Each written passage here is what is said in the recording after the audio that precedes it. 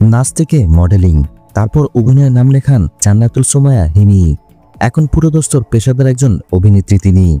এই সময় যে কজন তরুণ টিভি অভিনেত্রী সবচেয়ে বেশি ব্যস্ত সময় কাটান তাদেরই একজন হিমি।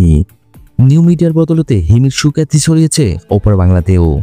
পশ্চিমবঙ্গেও তার ভক্ত অনুরাগীরা রয়েছে যারা হিমির অভিনয় ভালোবাসেন।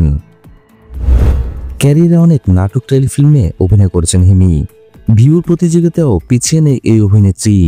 তার অভিনীত শতাধিক নাটকের ভিউ 1 কোটি করে ছাড়িয়েছেন।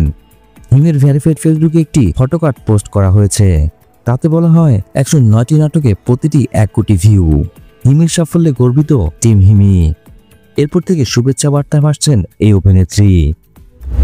কিছুদিন আগে আলোচিত টেলিফিল্ম বড় ছেলের ভিউর রেকর্ড ভেঙেছে হিমির নাটক শ্বশুরবাড়িতে ঈদ। মাইন খান নির্মিত এই নাটকের প্রধান চরিত্র অভিনয় করেছেন নীরো আলমগীর আর হিমি। বাংলা নাটকের ভিউতে হিমির এই নাটকটি এখন শীর্ষ অবস্থান করছেন, যদিও ভিউ দিয়ে গুণ বিচারের পক্ষে নয় হিমি। এক সাক্ষাৎকারে এই অভিনেত্রী বলেন, আমি ভিউ বা টাকার জন্য অভিনয় করি না। হিমি নাটকের মানুষ হলেও ছোটবেলা থেকে ছায়ানটে নজরুল সঙ্গীতে তালিম নিয়েছেন। বরেণ্য সঙ্গীত শিল্পী ফেরদৌস স্যারের কাছেও গানে তালিম নেন তিনি, তবে হাতেখড়ি হয় সাধনা মিত্রের কাছে। নাটকের পাশাপাশি কলকাতার একটি সিনেমাতে অভিনয় করেছেন হিমি।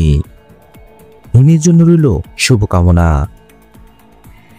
ভিডিও ভালো লাগলে অবশ্যই একটি লাইক দিয়ে যাবেন। পরবর্তী ভিডিওগুলোর জন্য অবশ্যই চ্যানেলটি সাবস্ক্রাইব করে রাখবেন।